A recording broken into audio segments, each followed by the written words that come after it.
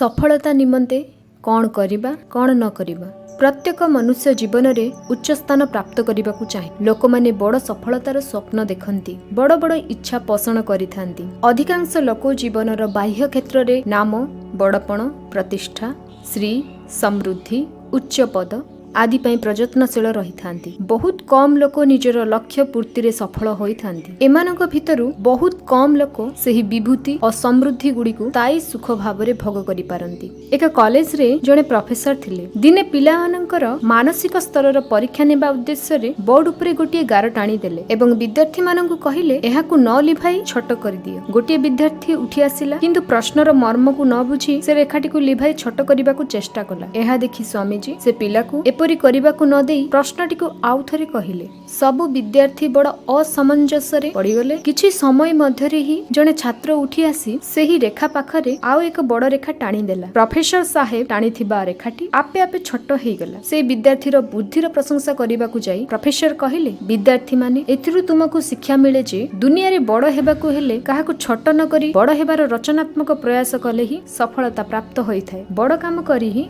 बड़पण मिली। जो माने अन्य मानंकु तळकु पकाई अन्य मानंकु क्षति पहुंचाई सेमानंकर छिद्रान्वेषण करी बड़ हेबार स्वप्न देखंती सेमाने केबे सफल होई परिबे नाही।